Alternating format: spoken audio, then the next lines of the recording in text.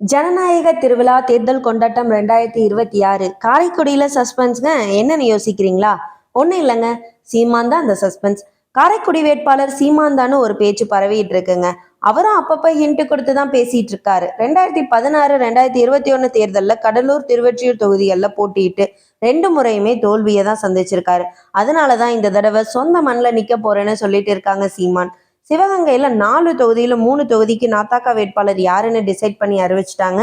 அந்த ஒரு தொகுதியான காரைக்குடியில சீமான் தான் வேட்பாளர் அப்படின்னு சஸ்பென்ஸ் போயிட்டு இருக்குங்க. அது என்னன்னு இனிமே தான் தெரிய வரும். ஒரு சைடு இது போயிட்டு இருக்குன்னா, இன்னொரு சைடு பாமக நிறுவனர் ராமதாஸ் என்ன யாராலையும் வீழ்த்த முடியாதுன்னு பொதுக்கூட்டத்துல பேசிட்டு இருக்காங்க. அன்புமணி தான் பாமக தலைவர்னு தேர்தல் ஆணையம் சொன்னதுல இருந்து டெல்லி ஹைகோர்ட்ல கேஸ் போட்டிருக்காங்க. அன்புமணிக்கு எதிராக ராமதாஸ் அவர்கள் அவரோட மகள் ஸ்ரீகாந்தி ராமதாஸ் அவர்களை செயல் தலைவரா ஆக்கியிருக்காங்க. எனக்கு ஒரு மகன் பிறப்பான், அவன் என்ன போலதான் இருப்பான்னு நினைச்சேன், ஆனா அவர் என்கிட்ட இருந்து உயிரை மட்டும்தான் பறிக்கலன்னு சொல்லிட்டு இருக்காங்க. இன்னும் என் உரிமை பறிக்கப்படலனும் என்னை யாராலையும் வீழ்த்த முடியாதுன்னு பொதுக்கூட்டத்துல பேசியிருக்காரு ராமதாஸ் அவர்கள்.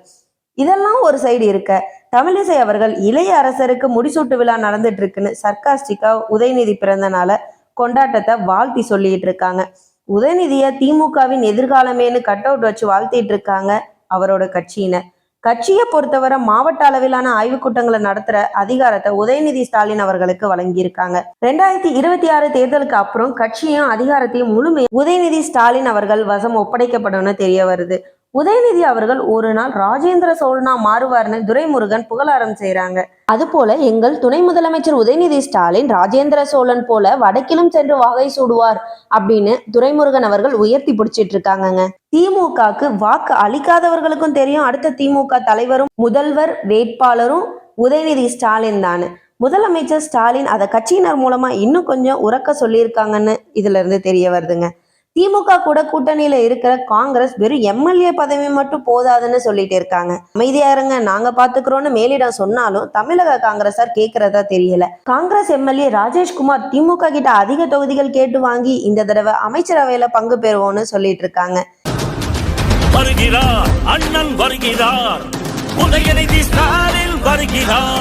ட்ரெண்டிங்ல இருக்கக்கூடிய தமிழக வெற்றி கழகம் கட்சியில செங்கோட்டையன் அவர்கள் இன்னும் அதிக ட்ரெண்டிங் ஆக்க போறாங்க போல.